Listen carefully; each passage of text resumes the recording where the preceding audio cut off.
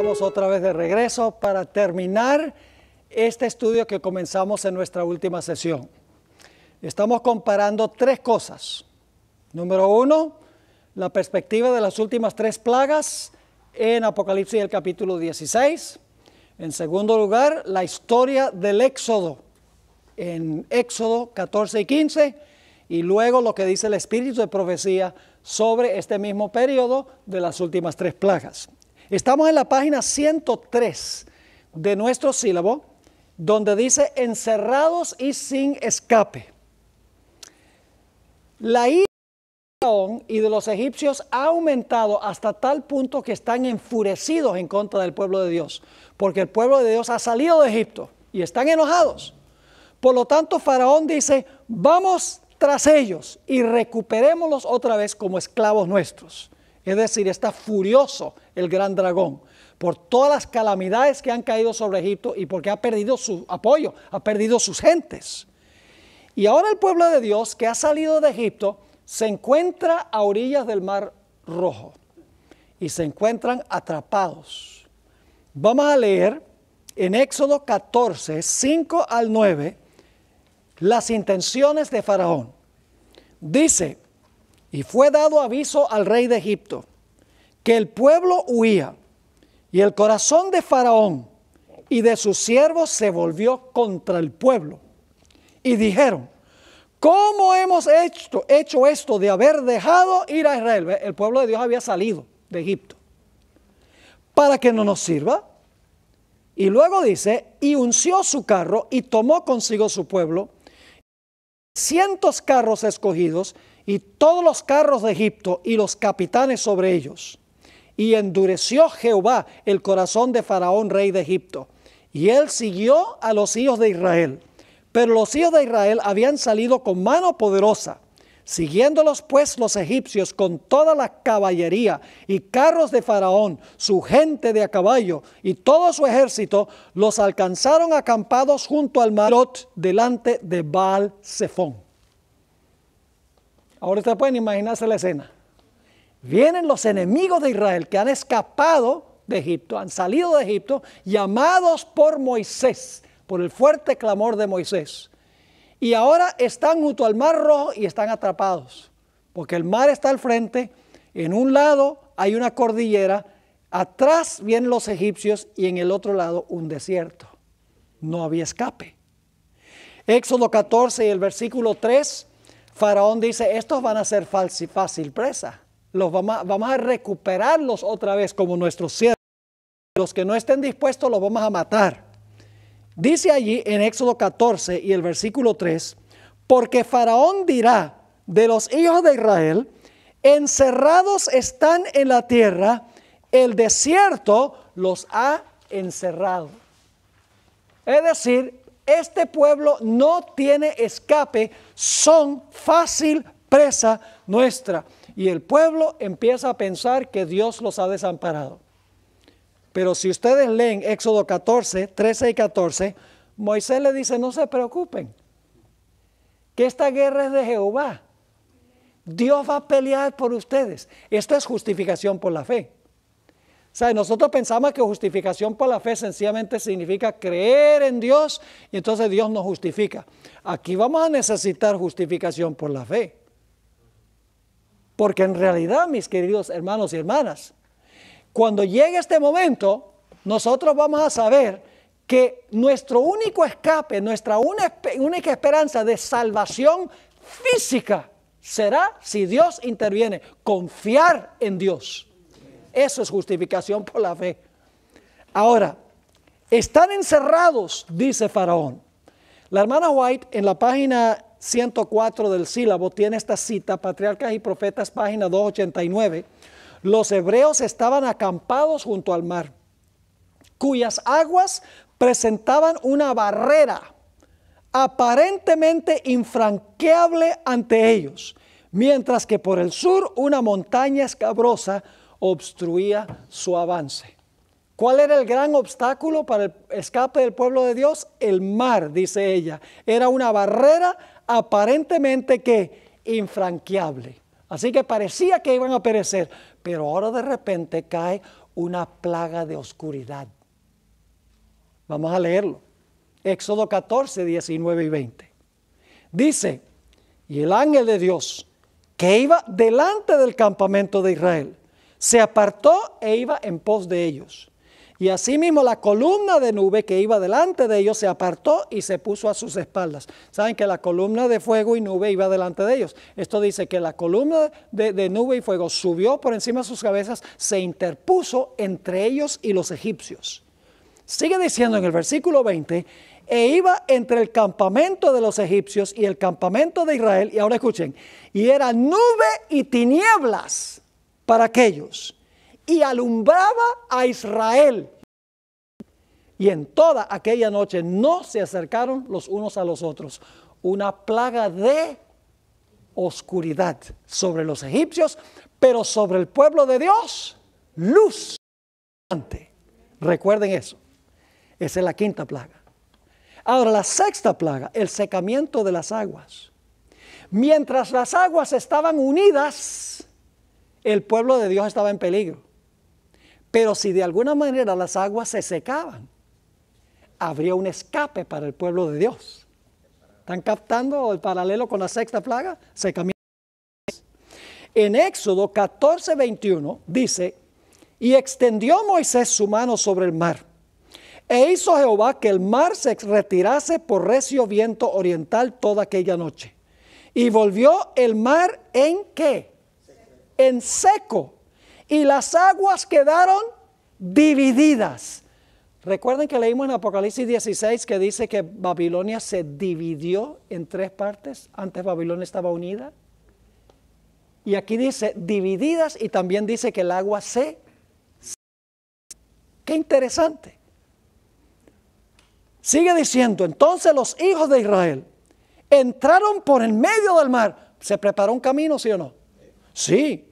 Dice, entraron por el medio del mar en seco, teniendo las aguas como muro a su derecha y a su izquierda. Pero la historia no termina ahí. Porque después que las aguas se secaron, ahora las aguas están ayudando ¿a quiénes? A Israel. Él pueda escapar. Pero no solamente se secan las aguas, sino que ahora las aguas van a hacer algo espectacular. Las aguas, después de quitarle su apoyo a los egipcios y proveer un camino para el pueblo de Dios, ahora las aguas enfurecidas van a caer sobre los egipcios para aniquilarlos. ¿Están entendiendo? Vamos a leerlo. Éxodo 14, 26 al 28. Y Jehová dijo a Moisés, extiende tu mano sobre el mar, para que las aguas vuelvan sobre los egipcios, sobre sus carros y sobre su caballería. Entonces Moisés extendió su mano sobre el mar, y cuando amanecía, ¿cuándo fue que pasó esto? Cuando se levantaba el sol. ¿Recuerdan los reyes que vienen de donde se levanta el sol? Cuando se levantaba el sol, el mar se volvió en toda su fuerza. Y los egipcios al huir se encontraban con el mar. Y Jehová derribó a los egipcios en medio del mar. Y volvieron las aguas y cubrieron los carros y la caballería. Y todo el ejército de Faraón que había entrado tras ellos en el mar, no quedó de ellos ni uno. ¿Qué pasó con las aguas? Se secaron. ¿Y luego qué hicieron las aguas? Ahogaron a los egipcios. Ahora, ¿qué representan las aguas simbólicamente? Porque ese es el panorama literal. Pero en Apocalipsis lo que es literal es simbólico. Y lo que fue local ahí en el Mar Rojo es global. Ahora, fíjense Apocalipsis, Isaías 17, 12. Ya leímos esto, pero vamos a leerlo de nuevo. Hay multitud de muchos pueblos que harán ruido como estruendo del mar, y murmullo de naciones que harán alboroto como bramido de muchas aguas. ¿Qué hacen las aguas? Braman, se airan. Dice, los pueblos harán estrépito como de ruido de muchas aguas, pero Dios los reprenderá y huirán lejos. serán ahuyentados, como pasó en el Mar Rojo. Solo que aquí las aguas representan ¿qué? Las naciones que quieren atacar al pueblo de Dios. Dice, serán ahuyentados como el tamo de los montes delante del viento y como el polvo delante del torbellino. En Éxodo 14, 21 dice, y extendió Moisés su mano sobre el mar, e hizo Jehová que el mar se retirase por recio viento oriental toda aquella noche. Y volvió el mar ¿en qué? En seco, y las aguas quedaron divididas. Las dos palabras claves que encontramos en la sexta plaga del libro de Apocalipsis. Al final de la historia no es un mar literal que se va a secar. No son aguas literales que se van a lanzar en contra de los enemigos del pueblo de Dios. Lo que sucede es que las muchedumbres que han apoyado a Babilonia le van a quitar su apoyo. Y luego esas mismas aguas que le quitan su apoyo a los impíos que querían acabar con el pueblo de Dios, esas mismas aguas se van a levantar para acabar con los que querían acabar con el pueblo de Dios. Ahora, sigamos esto, porque esto se va a volver bien interesante. En Patriarcas y Profetas, páginas 291 y 292, la sierva de Dios personifica casi las aguas que ahogaron a los egipcios. Dice allí, la confusión y la consternación se apoderaron de los egipcios. En medio de la ira de los elementos, en la cual oyeron la voz de un Dios airado. ¿En la cual oyeron qué? La voz de un Dios airado. Trataron de desandar su camino y huir hacia la orilla que habían dejado. Pero Moisés extendió su vara y las aguas amontonadas, ahora casi se personifican las aguas, silbando y bramando, hambrientas de su presa, se precipitaron. Lamentablemente en español la traducción no es la mejor. En inglés la palabra precipitaron es la palabra rush. ¿Y saben lo que hace, lo que significa la palabra rush? Son las aguas, cuando un río está crecido, las aguas hacen rush. Es decir, la terminología que usa la hermana White aquí, que se traduce al español precipitaron, se pierde la connotación de aguas. Pero aquí dice que las aguas silbando, bramando, hambrientas de su presa, se precipitaron sobre ellos y tragaron al ejército egipcio en sus negras profundidades. Las aguas se secaron y luego se lanzaron en contra de sus enemigos. Esa es la sexta plaga.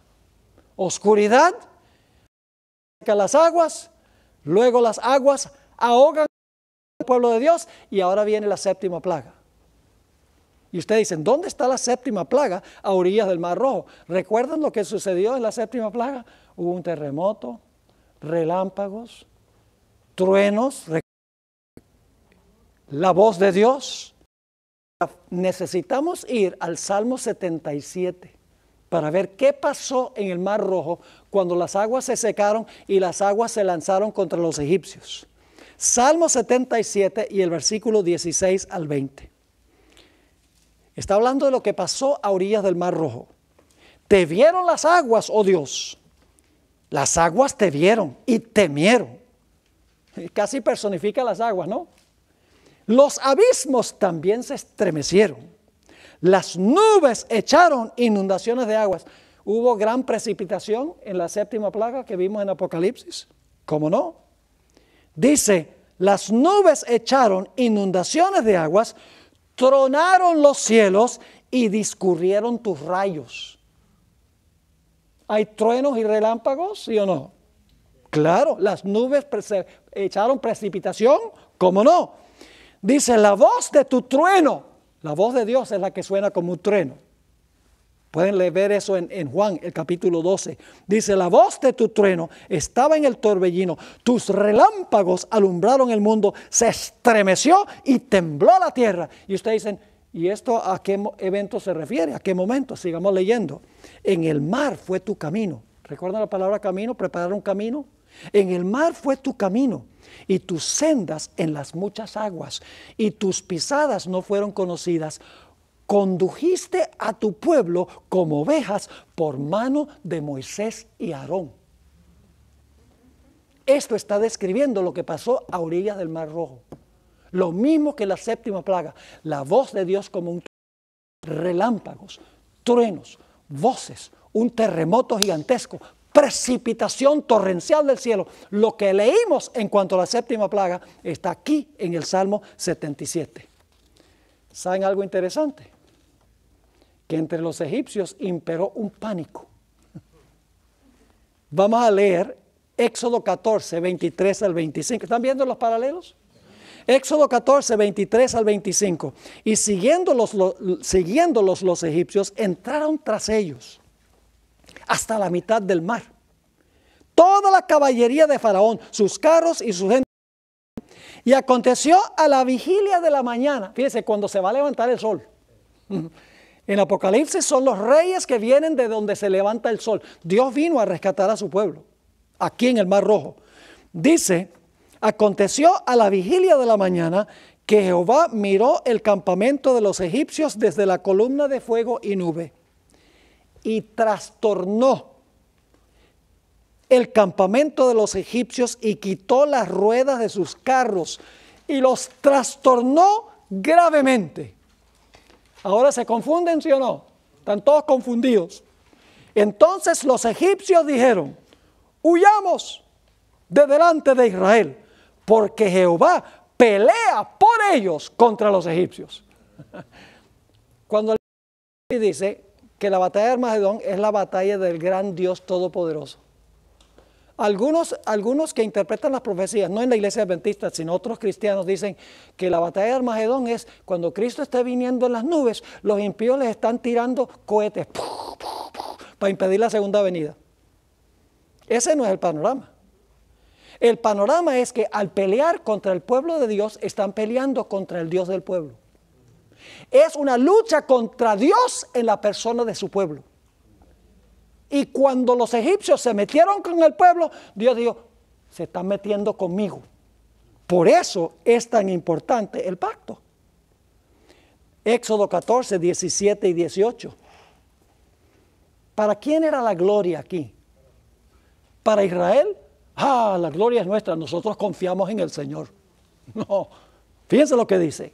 He aquí, yo endureceré el corazón de los egipcios para que los sigan.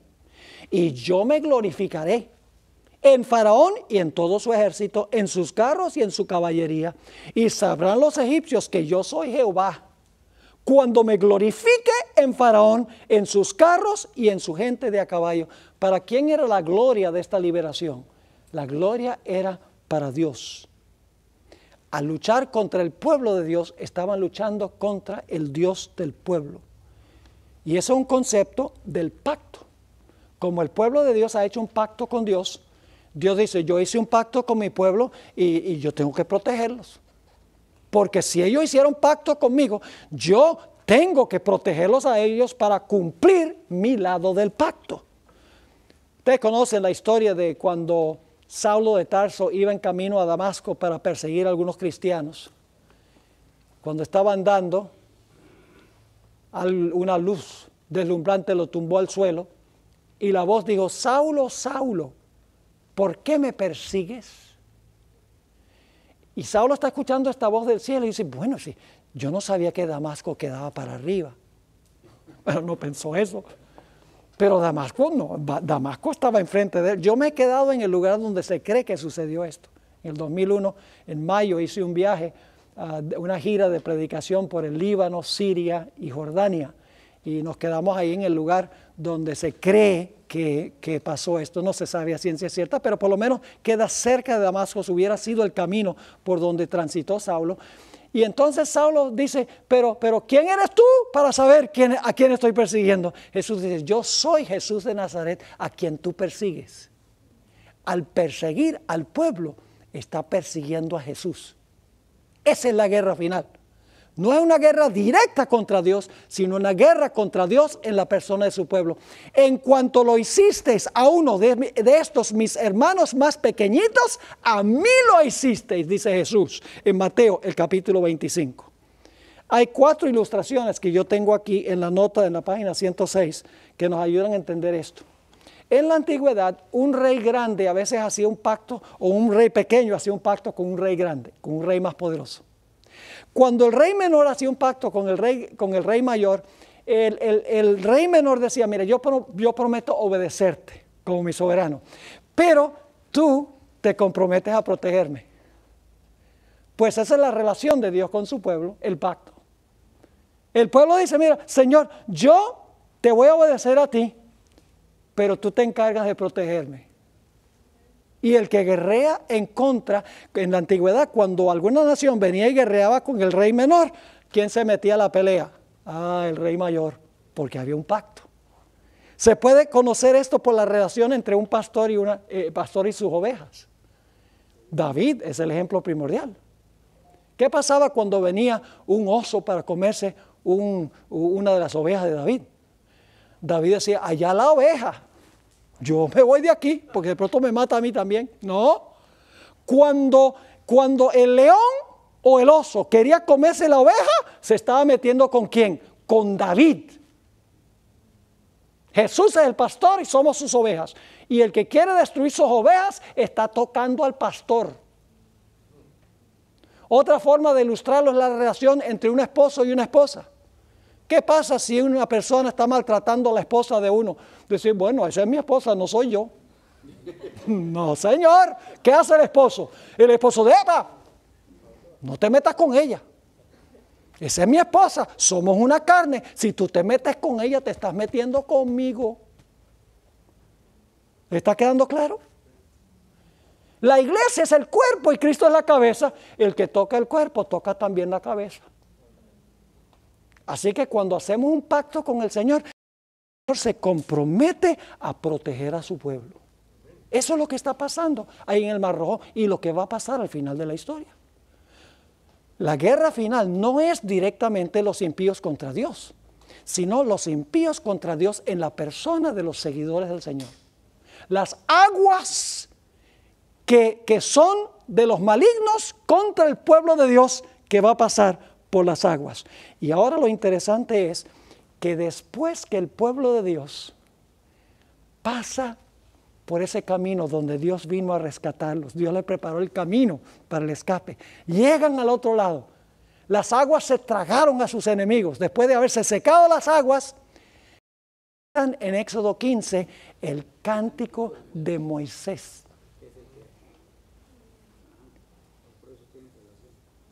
Ahora me puse a pensar, cántico de Moisés y del Cordero. ¿Por qué es el cántico de Moisés y el Cordero?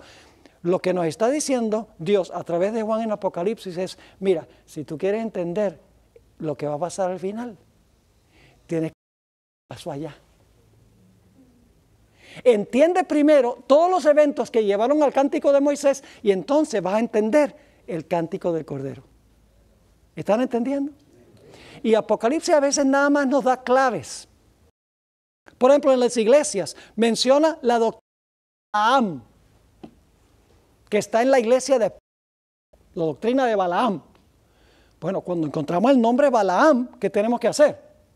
Pues hay que ir a Números 22 al 24 y estudiar toda la historia de Balaam, porque eso nos va a explicar ese periodo de la historia. Cuando encontramos en la iglesia de Tiatira, Jezabel, esa mujer Jezabel, hay que estudiar toda la historia de Elías. Porque durante ese periodo de la iglesia de Tiatira, el dominio papal, lo que pasó en los tiempos de Elías se repitió a nivel más amplio. Esto es tipología bíblica. Esto es lo que no entiende el mundo evangélico. Por eso ellos no tienen el mensaje que tenemos nosotros como iglesia. Ahora necesitamos ir a nuestra tercera perspectiva. Dicho sea de paso, déjenme mencionar un punto final en cuanto a lo anterior. Después que cantaron el cántico de Moisés, Dios los llevó, según Éxodo 15, 17 y 18, al monte de su heredad. Los llevó a su hogar, a Jerusalén, al monte de Sión. Yo pregunto, ¿qué va a pasar al final después que el pueblo de Dios cante el cántico de Moisés y del Cordero? Dios los va a llevar al monte de su santidad, porque los 144,000 están parados sobre el monte de Sión, y el pueblo de Dios habitará en la ciudad de Jerusalén. Ahora, en la próxima sección, no voy a detenerme en la próxima sección mucho. Quiero compartir con ustedes la clave para conseguir en los escritos de la hermana White. ¿Qué tiene que decir la hermana White sobre algo cuando no cita los versículos? Ustedes pueden buscar en el Conflicto de los Siglos, la hermana White no cita ningún versículo que tiene que ver con la quinta y la sexta plaga. Séptima sí, pero la quinta y la sexta plaga, la hermana White, aparentemente no cita los versículos. Y por lo tanto algunos dicen, bueno, la hermana White no tuvo mucho que decir en cuanto a la quinta y la sexta plaga. Sí tuvo mucho que decir en cuanto a esas plagas, pero no usa los versículos, sino que los interpreta. ¿Recuerdan lo que hicimos con los ancianos? Cuando estudiamos sobre los ancianos. Hay uno sentado sobre el trono. ¿Se identifica ese personaje en Apocalipsis? ¿Lo identifica la hermana White? El Padre. Mencionamos que en Apocalipsis 4 y 5 hay 4 seres vivientes. Simbólico, lenguaje simbólico. La hermana White dice querubines y serafines. No cita los versículos. En Apocalipsis 4 y 5 aparecen los 24 ancianos. ¿Saben que la hermana White nunca en todos sus escritos menciona 24 ancianos? ¿Tuvo nada que decir? Claro que sí. Lo que hace es tomar el símbolo y lo interpreta. Los representantes de los mundos que nunca pecaron. Ya lo leímos. Los 7 candeleros, ella en Hechos del Apóstol le dice el Espíritu Santo. El Cordero como inmolado, ella no dice que Jesús llegó como Cordero inmolado, dice que llegó con las heridas en sus manos, en sus pies, en su costado y en su sien. Está interpretando con lenguaje nuestro lo que significan los símbolos. Pero como no cita los versículos, algunos dicen, la hermana White no tuvo nada que decir en cuanto a eso. Lo que hay que hacer es buscar detrás de la interpretación, los versículos que está interpretando. ¿Me están entendiendo? Ahora, con eso en mente, vamos a la página 109. A la página 109, porque las páginas anteriores yo vuelvo a hablar otra vez de los ancianos y cómo determinar lo que la hermana White tuvo que decir en cuanto a algo cuando no cita los versículos. Ahora, eventos que preceden a la quinta y la sexta plaga. Lo voy a mencionar rápidamente. Yo pregunto, ¿el pueblo de Dios para ese tiempo estará en cruel servidumbre? ¿Habrán perdido su libertad? ¿Algunos estarán en la cárcel, huyendo a los montes? Escuchen esta cita. Estamos ahora mirando la perspectiva de la hermana White. Conflicto de los siglos 6-71. Pero muchos seres humanos de todas las naciones y de todas clases, grandes y pequeños, ricos y pobres, negros y blancos, serán arrojados en la más injusta y cruel servidumbre. Lo mismo que sucedió en los días de Israel. Sí, pero esto es a nivel de ¿qué? A nivel de todo el mundo. Y ya no es con Israel literal, es con todo el pueblo de Dios, dice ella, de toda nación. Sigue diciendo, los amados de Dios pasarán días penosos, encadenados, encerrados en cárceles, sentenciados a muerte, algunos abandonados adrede para morir de hambre y de sed en sombríos y repugnantes calabozos. Ningún oído humano escuchará sus lamentos, ninguna mano humana se aprontará a socorrerlos. Una condición parecida a la condición en la cual se encontraba Israel. Al igual que en los días de Israel, la ira de los impíos aumentará cada vez más por los desastres que hay en la naturaleza. Lo mismo sucedió en los días de Elías, cuando Acab acusó a Elías de causar las calamidades que estaban sucediendo en la sociedad. Dice la sierva del Señor en cuanto a estas calamidades, ¿y por qué Satanás va a causar estas calamidades? En Egipto estas calamidades vinieron para poder culpar al pueblo de Dios. Lo mismo va a pasar al final de la historia. Dice la sierva del Señor en el Conflicto de los Siglos, páginas 646 y 647, Al par que se hace pasar ante los hijos de los hombres como un gran médico que puede curar todas sus enfermedades, Satanás producirá enfermedades y desastres, al punto que ciudades populosas serán reducidas a ruinas y desolación. Eso no lo hemos visto todavía, pero eso viene. Y finalmente le van a decir, ¿por qué está pasando todo esto? Porque no se guarda el domingo. Y todavía las cosas van a ir peor. Y van a decir, bueno, estamos guardando el domingo, ¿y por qué las cosas peor? Porque hay un grupito que no está obedeciendo. A eso viene. Sigue diciendo, ahora mismo está obrando. Ejerce su poder en todos los lugares y bajo mil formas, en las desgracias y calamidades de mar y tierra, en las grandes conflagraciones, es decir, guerras, en los tremendos huracanes, en las terribles tempestades de granizo, en las inundaciones, en los ciclones, en las mareas extraordinarias y en los terremotos. ¿Estamos viendo todo eso hoy? Destruye las mieses casi maduras y a ellos siguen la hambruna y la angustia. Propaga por el aire emanaciones mefíticas, es decir, venenosas, y miles de seres perecen en la pestilencia. Estas plagas, fíjense que son plagas, pero no son las plagas las últimas. Estas plagas irán aumentando más y se harán más y más desastrosas. La destrucción caerá sobre hombres y animales. La tierra se pone de luto y se marchita. Desfallece la gente encumbrada de la tierra. La tierra también es profanada bajo sus habitantes, porque traspasaron la ley, cambiaron el estatuto y quebrantaron el pacto eterno. Tengo un sermón completo que prediqué hace un mes sobre esas tres frases. ¿Por qué el mundo es destruido? Por tres cosas. Traspasaron la ley, una mejor traducción es cambiaron la ley, cambiaron el estatuto singular, ese es el cambio del sábado, y quebrantaron el pacto eterno. El pacto es la ley de Dios, pero no entremos en eso ahora. Ahora, ¿cuál es el propósito de Satanás en causar estas calamidades? Termina diciendo, y luego el gran engañador persuadirá a los hombres de que son los que sirven a Dios los que causan esos males. ¿Es lo mismo que sucedió en Egipto? Igualito. Se va a dar un fuerte clamor al final de la historia diciendo, salid de ella, pueblo mío. Obviamente. Dice la sierva del Señor en el Conflicto de los Siglos, página 670, vendrán siervos de Dios con semblantes iluminados y resplandecientes de santa consagración, y se apresurarán de lugar en lugar para proclamar el mensaje celestial. Miles de voces predicarán el mensaje por toda la tierra. Se realizarán milagros, los enfermos sanarán y signos y prodigios seguirán a los creyentes, así como sucedió con Moisés. Moisés hizo el llamado, salgan de allá, pueblo de Dios, e hizo milagros. Yo pregunto, al final de la historia, ¿Satanás también va a hacer milagros, como hicieron los magos en Egipto? Dice en Conflicto de los Siglos 670, Satanás también efectuará sus falsos milagros, al punto de hacer caer fuego del cielo a la vista de los hombres. Es así como los habitantes de la tierra tendrán que decidirse en pro o en contra de la verdad. Milagro contra milagro.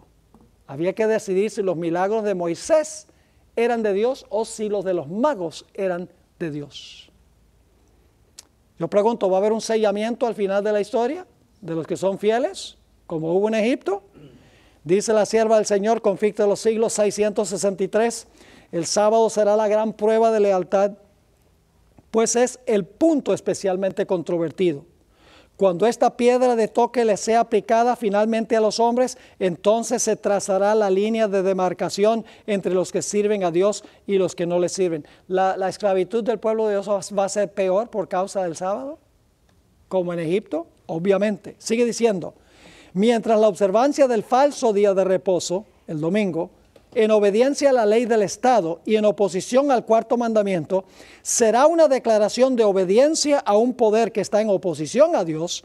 La observancia del verdadero día de reposo, el sábado, en obediencia a la ley de Dios, será señal evidente de lealtad al Creador. Mientras que una clase de personas, al aceptar el signo de sumisión a los poderes del mundo, recibe la marca de la bestia, la otra, por haber escogido el signo de obediencia a la autoridad divina, recibirá el sello de Dios. Todos los casos decididos. Y entonces, ¿qué va a pasar? Se va a cerrar la puerta de la gracia como pasó en Egipto. Concerniente a esto, en la página 671, dice la sierva del Señor: cuando termine el mensaje del tercer ángel, la misericordia divina no intercederá más por los habitantes culpables de la tierra. El número de sus súbditos está completo. Fíjese, el número de sus súbditos. Es una referencia a los 144,000. El reino y el señorío y la majestad de los reinos debajo de todo el cielo van a ser dados a los herederos de la salvación. Y Jesús va a reinar como Rey de reyes y Señor de señores. Y entonces empiezan a caer las plagas. Las primeras 4 van a irar a los impíos contra el pueblo de Dios. Note lo que dice Primeros Escritos 36 y 37. Ahora estamos viendo que lo que dice la Biblia lo corrobora el espíritu de profecía. Dice: vi que los 4 ángeles iban a retener los vientos mientras no estuviese hecha la obra de Jesús en el santuario. Y que entonces postreras plagas. ¿Ve? El sellamiento viene antes de las plagas, ¿verdad? Porque va a proteger al pueblo de Dios de las plagas. Ahora, fíjense lo que dice aquí. ¿Qué hicieron las plagas? Estas que enviaron a los malvados contra los justos. Pues los primeros pensaron que habíamos atraído los juicios de Dios sobre ellos, y que si podían raernos de la tierra, las plagas se detendrían. Se promulgó un decreto para matar a los santos. Y esto sucede después de la segunda plaga. No tenemos tiempo de entrar en eso. Tal vez en la sesión de preguntas y respuestas podemos ampliar ese punto. Se promulgó un decreto para matar a los santos, lo cual los hizo clamar día y noche por su libramiento. Igual que lo que pasó con Israel a orillas del Mar Rojo. Clamaron a Dios. Este fue el tiempo de la angustia de Jacob, como lo fue para Israel a orillas del Mar Rojo. Entonces todos los santos clamaron en angustia de ánimo y fueron ¿qué? Libertados por la voz de Dios. Los 144,000 triunfaron, sus rostros quedaron iluminados por la gloria de Dios. Hemos llegado al punto de la 5ª, 6ª y 7ª plaga. Ustedes pueden leer en el Conflicto de los Siglos. La hermana White tiene media página sobre las primeras 4 plagas. Comentario corto. Se encuentra en el capítulo sobre el tiempo de angustia. Es después del cierre de la puerta de la gracia. Pero luego la hermana White, aparentemente la 5ª y la 6ª plaga no cita ningún versículo. ¿Será que la hermana White no tuvo nada que decir de la plaga número 5 y la 6 nada más porque no menciona los versículos? ¿O será que ella interpreta los versículos y hay que buscar, hay que cuadrar la interpretación con los versículos? Vamos a verlo. Ahora vamos al pie de la página 111, al pie de la página 111. Dice allí: cuando los que honran la ley de Dios hayan sido privados de la protección de las leyes humanas, empezará en varios países un movimiento simultáneo para destruirlos. Similar a Faraón viniendo con sus ejércitos para atacar a Israel. Conforme vaya acercándose el tiempo señalado en el decreto, ahí hay que mirar Apocalipsis 13:15, donde dice que hay un decreto de muerte, el libro de Esther, a donde el decreto de muerte tiene una fecha. Hay que dejar que toda la Biblia interprete este momento. Dice: conforme vaya acercándose el tiempo en el decreto, la gente, ¿las qué? Las muchedumbres, conspirará para extirpar la secta aborrecida. Se convendrá en dar una noche el golpe decisivo que reducirá completamente al silencio la voz disidente y reprensora. El pueblo de Dios, algunos en las celdas de las cárceles, otros escondidos en ignorados escondrijos de bosques y montañas, invocan aún la protección divina, como hizo Israel a orillas del Mar Rojo. Mientras que por todas partes compañías de hombres armados, ahí casi se ven los ejércitos de Faraón, instigados por legiones de ángeles malos, se disponen a emprender la obra de muerte. Ahora escuchen. Entonces, en la hora de supremo apuro, es cuando el Dios de Israel intervendrá para librar a sus escogidos. Ahora fíjense lo que viene ahora. Multitudes Esto es antes de la quinta plaga. Multitudes de hombres perversos, profiriendo gritos de triunfo, burlas e imprecaciones. Casi no puede escuchar los ejércitos de Faraón. Están a punto de arrojarse. Lamentablemente la traducción no capta. La palabra en inglés es, están a punto de rush, que es lo que hacen aguas. Están a punto de las aguas caer sobre su presa. Ahora escuchen, cuando de pronto densas tinieblas, más sombrías que la oscuridad de la noche, caen sobre la tierra. ¿Qué plaga es esa? La quinta plaga. Pero recuerda lo que pasó ahorita en el Mar Rojo, oscuridad para los enemigos, pero para el pueblo de Dios, ¿qué? Sigamos leyendo.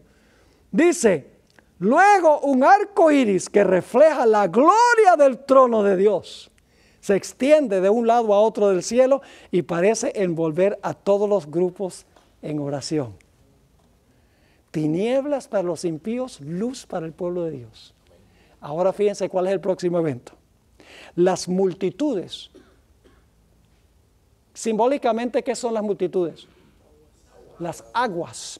Las multitudes encolerizadas se sienten contenidas en el acto.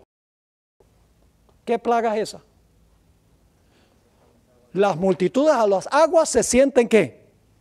Contenidas. Las aguas se han ¿qué? Se han secado.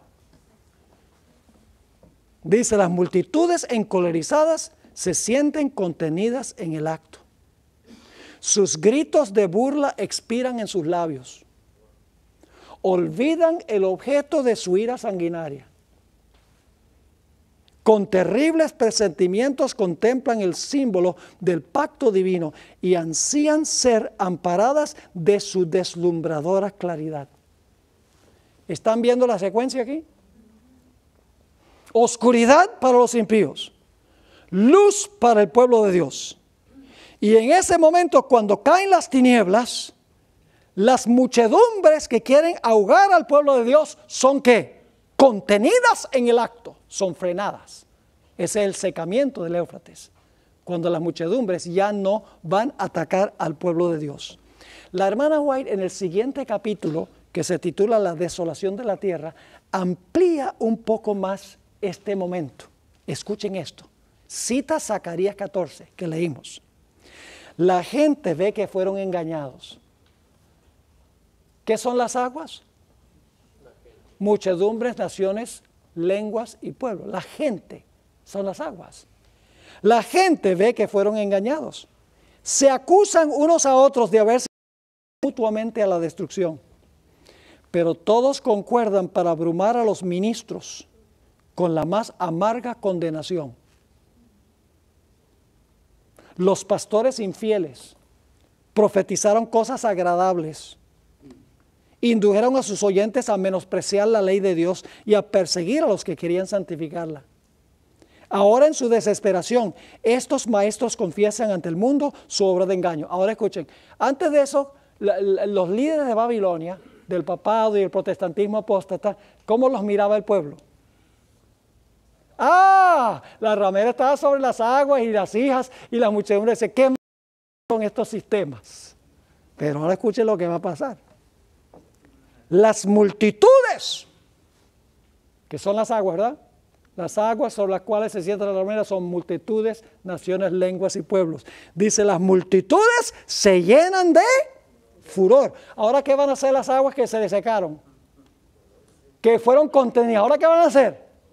Se van a levantar para acabar con los que los apoyaban, con los que apoyaban antes. Las multitudes se llenan de furor.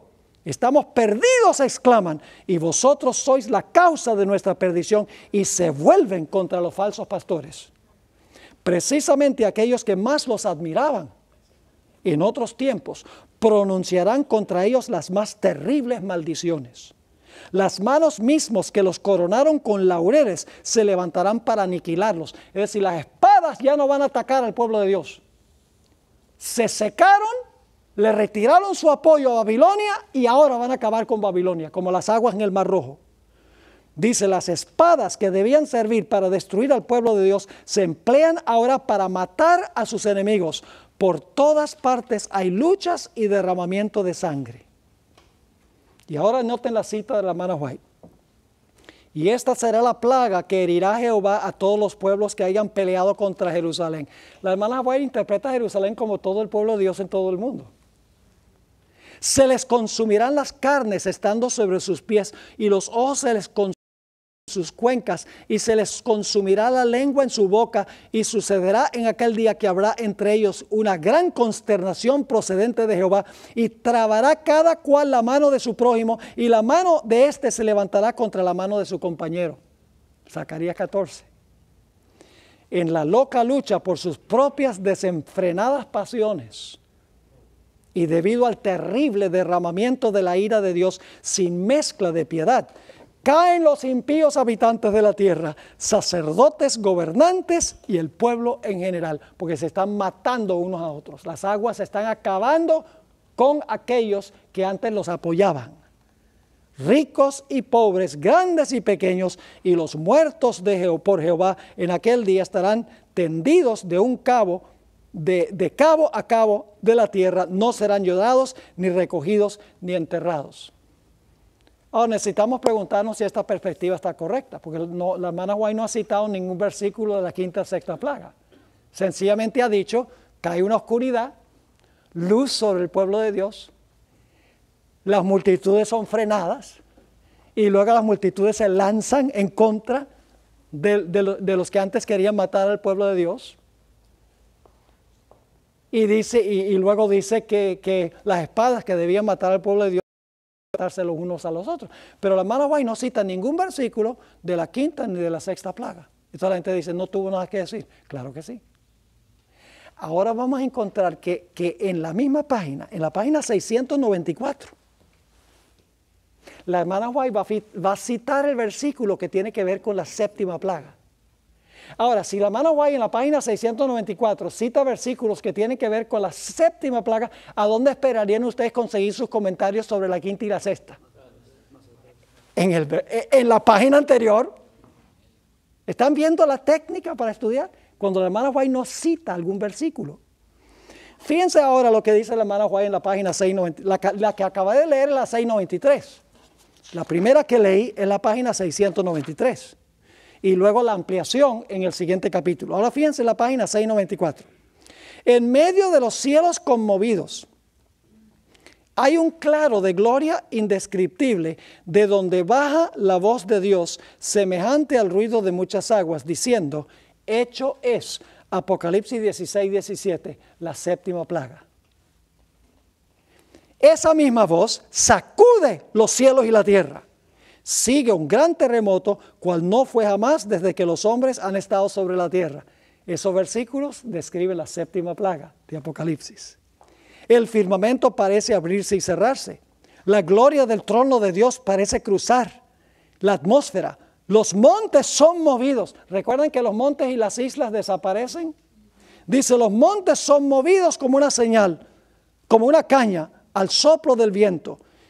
Y las rocas quebrantadas se esparcen por todos lados. Se oye un estruendo como de cercana tempestad. El mar es azotado con furor. Se oye el silbido del huracán como voz de demonios en misión de destrucción. Toda la tierra se alborota e hincha como las olas del mar. Su superficie se raja, sus mismos fundamentos parecen ceder. Y ahora escuchen, se hunden cordilleras y desaparecen islas habitadas. Séptima plaga. Por si acaso no están convencidos todavía, los puertos marítimos que se volvieron como Sodoma por su corrupción son tragados por las enfurecidas olas. Ahora va a citar otra vez versículos que tienen que ver con la séptima plaga. La grande Babilonia vino en memoria delante de Dios para darle el cáliz del vino del furor de su ira. Versículo 19 de Apocalipsis, el capítulo 16, la séptima plaga. Y luego dice, pedrisco grande, cada piedra como del peso de un talento. Otro versículo que describe la séptima plaga. Hace su obra de destrucción. ¿Está claro? Ahora, ¿cuándo van a vivir entonces? ¿Qué van a hacer ¿Qué van a hacer después que el pueblo de Dios sea libertado? ¿Qué piensan que va a hacer el pueblo de Dios? Cuando sean libertados, cuando venga la oscuridad sobre los malos y sobre ellos luz, cuando las muchedumbres le quiten su apoyo a los poderes religiosos y se lancen para acabar con ellos, y cuando vengan estos fenómenos, el granizo y el terremoto y desaparecen las islas y cordilleras, ¿qué es lo siguiente que va a hacer el pueblo de Dios? Va a cantar el cántico de Moisés y del Cordero. Y ¿saben lo que es interesante? La hermana White, poco más adelante en el conflicto de los siglos, la página 706-707, tiene su descripción de los 144,000 que van a cantar ese himno. Entonces yo pregunto, ¿cuándo van a vivir los 144,000? ¿Cuándo es que van a vivir los 144,000? ¿Van a morir? ¿Van a pasar por el tiempo de angustia? ¿Van a vivir después del cierre de la gracia? ¿Van a pasar hambre? ¿Van a pasar sed? ¿Estarán bajo sentencia de muerte? Pero se mantendrán firmes, porque tienen un pacto con Dios. En Apocalipsis, el capítulo 15 y el versículo 2 al 4, tenemos ese himno glorioso. Dice, vi también como un mar de vidrio mezclado con fuego, y los que habían alcanzado la victoria sobre la bestia y su imagen y su marca y el número de su nombre, en pie sobre el mar de vidrio con las arpas de Dios. Y cantan el cántico de Moisés, siervo de Dios, y el cántico del Cordero, diciendo, grandes y maravillosas son tus obras, Señor Dios Todopoderoso. Justos y verdaderos son tus caminos, Rey de los santos. ¿Quién no te temerá, oh Señor, y glorificará tu nombre? Pues solo tú eres santo, por lo cual todas las naciones vendrán y te adorarán, porque tus juicios se han manifestado. Si ustedes leen el cántico de Moisés en Éxodo 15, ¡oh, qué canto espectacular! Y escuchen bien, de Egipto salieron 1,000,000 de hombres, no contando mujeres y niños. ¿Pueden ustedes imaginarse cómo habrá sido cantar de Éxodo 15?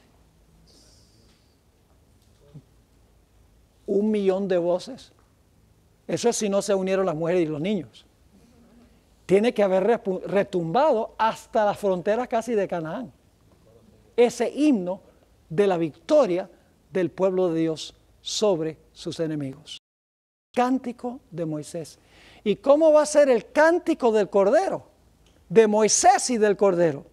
Va a ser una liberación mucho más espectacular.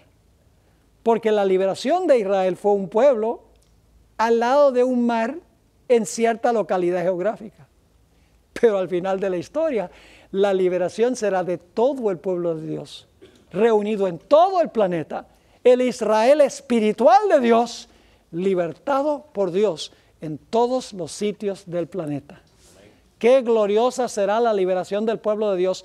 No tenemos que temer nada. Aunque ande en valle de sombra de muerte, no temeré mal alguno, porque tú estarás conmigo. ¿Saben ustedes cuál es el salmo de la tribulación? El gran salmo de la tribulación es el Salmo 91. Una hermana me estaba preguntando durante el interludio que si las primeras plagas iban a caer sobre el pueblo de Dios. La respuesta es no. Ninguna plaga va a caer sobre el pueblo de Dios. Las 7 postreras plagas van a tocar al pueblo de Dios. Porque en el Salmo 91, que es el Salmo de la tribulación, que la sierva de Dios dice que sería bueno memorizar ese Salmo, el Salmo 91, dice en el versículo 10, no te sobrevendrá mal, ni plaga tocará tu morada. Es la promesa de Dios. Ahora, el pueblo de Dios sí va a sufrir. El tiempo de angustia va a ser el peor tiempo de angustia que jamás se haya visto en la historia del mundo. Creo que ninguno de nosotros tenemos la fe necesaria para pasar por ese periodo, porque estamos viviendo demasiado cómodos. Tenemos todo, tenemos ropa y tenemos comida y tenemos agua. Bueno, menos en Cuba que aquí, pero por lo menos tenemos lo necesario para vivir. ¿Verdad que sí? Y entonces como que nos conformamos, como que decimos, bueno, todo sigue como desde el principio. Y no nos damos cuenta que las señales del mundo indican que este mundo no puede durar mucho más tiempo. Y que no debemos estar acaparando y guardando para nosotros, sino que debemos estar con un espíritu de sacrificio invirtiendo en la causa de Dios, invirtiendo todo lo que somos y todo lo que tenemos, invirtiendo no solo nuestros recursos económicos, esos son importantes, pero invirtiendo nuestro tiempo en la causa del Señor, invirtiendo nuestros talentos, nuestras fuerzas, nuestra salud, invertir todo lo que nosotros tenemos y todo lo que nosotros somos en la causa de Dios y aprender a confiar en Dios. Y cuando vienen dificultades y problemas y vicisitudes, a veces es nuestra tendencia a quejarnos y a perder la fe y decir, ¿por qué es que Dios me está haciendo esto? Mire, si nosotros no pasamos las pruebas pequeñas que vienen ahora, ¿qué nos hace pensar que vamos a pasar por las pruebas grandes? Lo que estamos pasando no es nada comparado con lo que viene. Las pruebas de hoy en día son permitidas por Dios para que nuestra fe crezca, para que nuestra confianza en Él crezca, para que cuando vengan las crisis grandes, el pueblo de Dios pueda permanecer firme. El Señor Jesucristo una vez declaró, el que es fiel en lo poco, en lo mucho será fiel. Y el que es infiel en lo poco, en lo mucho será infiel. Es un principio de la vida. Y yo mencionaba esta mañana en mi sermón, que algunos miembros de la iglesia dicen, a mí no me alcanza el dinero para devolver el diezmo, yo le devuelvo a Dios lo que puedo. Tal vez no me alcanza sino un 8%. Entonces, si le da un 8%, entonces es un 2% al ladrón. Porque la Biblia aquí dice que es 10%. Y esa misma gente dice, no me alcanza para diezmar, pero cuando lo tenga que entregar todo por el Señor, en un momento se lo entrego. ¿Qué le hace pensar que si no le entrega el 10% después le va a entregar todo? No, Señor. Es en la fidelidad que mostramos ahora, en los pequeños deberes de la vida, que estamos preparándonos para pasar por las pruebas grandes. Así que, mis queridos hermanos y hermanas, en conclusión, miramos hasta este tiempo y decimos, va a ser un tiempo terrible. Desarrollemos la fe necesaria para que podamos pasar victoriosamente por esta crisis cuando sobrevenga y mantenernos fieles al Señor hasta el fin.